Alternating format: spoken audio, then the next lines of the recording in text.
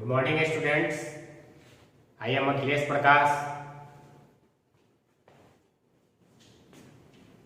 the teacher of social study.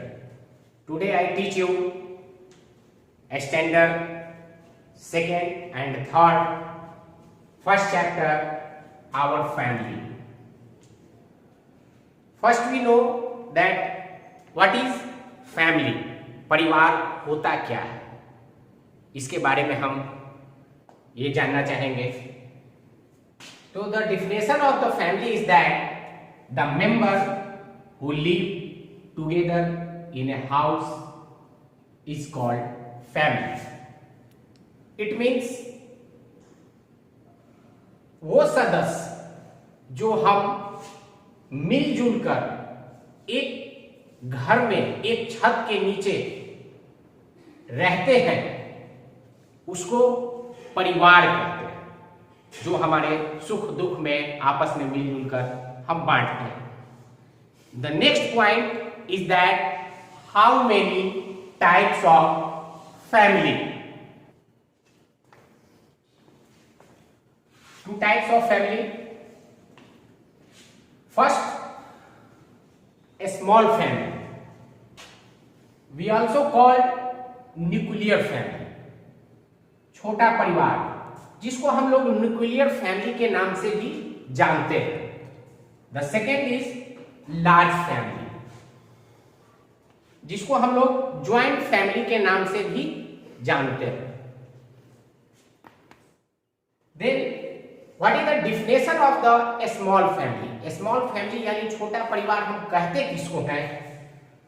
तो a family with parents and children living together is called a small family. यानी माता पिता और बच्चे, जिनमें दो बच्चे यानी 4 फैमिली मेंबर्स, 4 परिवार, एक माता पिता और उनके 2 बच्चे मिल करके स्मॉल फैमिली या न्यूक्लियर फैमिली के नाम से हम जानते हैं.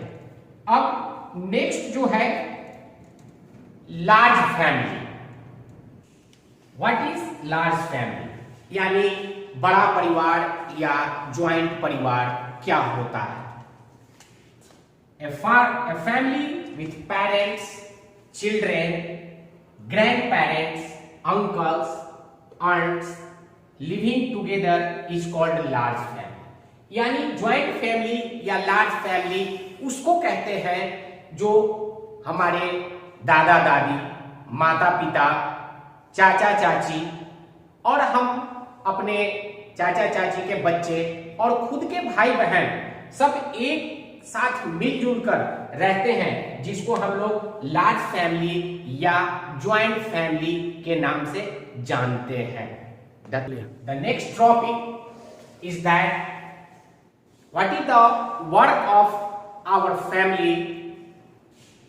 जैसे अगला जो टॉपिक है हम अपने परिवार के बारे में, ये है कि बच्चों को अपने पेरेंट्स के प्रति क्या कर्तव्य है या पेरेंट्स का बच्चों के प्रति क्या कर्तव्य है. तो पहला उसके बाद का पॉइंट ये है कि family teaches us to live together. मतलब परिवार जो है हमें ये सिखाता है कि हमको आपस में मिलजुल कर एक साथ रहना चाहिए.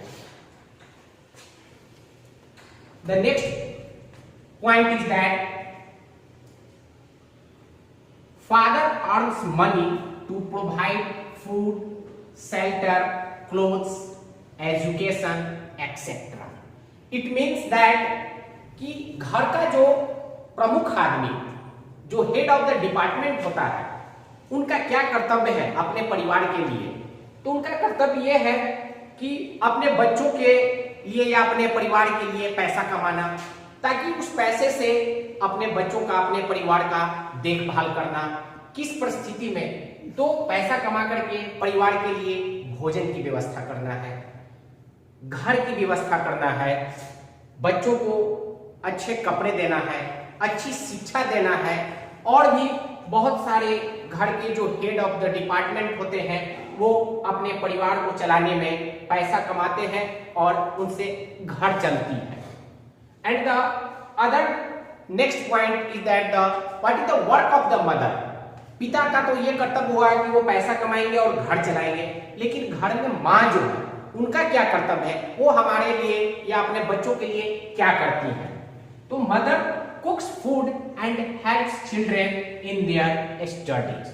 माँ का काम ये होता है कि बच्चों के लिए, पूरे परिवार के लिए खाना बनाना है, घर की देखभाल करनी है और बच्चों की भी देखभाल करनी है।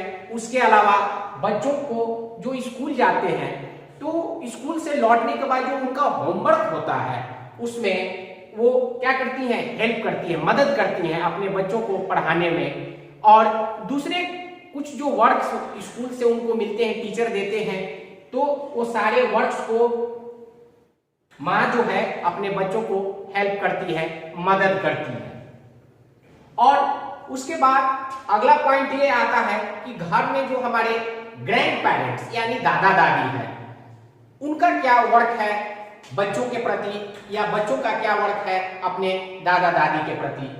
तो grandparents love and take care of the children. Grandparents जो है हमारे हेड ऑफ द डिपार्टमेंट यानी घर के मेन मुखिया, प्रमुख होते हैं, बुजुर्ग होते हैं, जो उनको हमारे जीवन के बारे में उनको बहुत कुछ अनुभव होता है, जो बताते हैं और पूरे परिवार का देखभाल करते हैं कि घर कैसे चल रहा है, अच्छा से चल रहा है, क्या कमी हो रही है, और अपने छोटे बच्चों को प्यार देते हैं, उनकी देखभाल करते हैं। तो हमारा भी कुछ कर्तव्य होता है कि अपने ग्रैंड पेरेंट्स का देखभाल करना चाहिए, उनके प्रति अच्छा सोच रखना चाहिए, सकारात्मक विचार करना चाहिए। So and we should always respect our elders. हमसे जो बड़े होते हैं, बुजुर्ग होते हैं, उनका भी हमारा कर्तव्य बनता है कि जब वो हमारा देखभाल कर रहे हैं तो हमारा भी कर्तव्य बनता है कि उनकी भी देखभाल करनी चाहिए। एक पॉइंट और मैं ये कहना चाहूंगा कि परिवार जो है एक पेड़ की तरह होता है।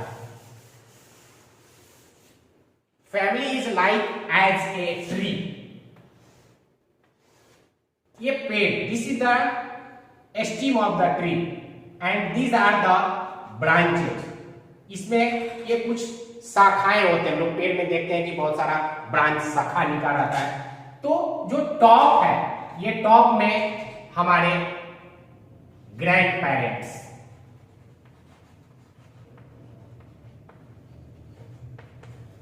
जो सबसे ऊपर में है पेड़ का, जो सबसे मेन जड़ जो होता है हमारे ग्रैंड पेरेंट्स होते हैं। उनके बाद जो है हमारे पेरेंट्स, नेक्स्ट पेरेंट्स हो गए, यानी ब्रांच, ये जो ट्री हो गए हमारे ग्रैंड पेरेंट्स हो गए, इनके ब्रांचेज हमारे पेरेंट्स हो गए, अंकल हो गई और आंट हो गई, यानी हमारे माता पिता और चाचा चाची, ये ब्रांचेज हुए।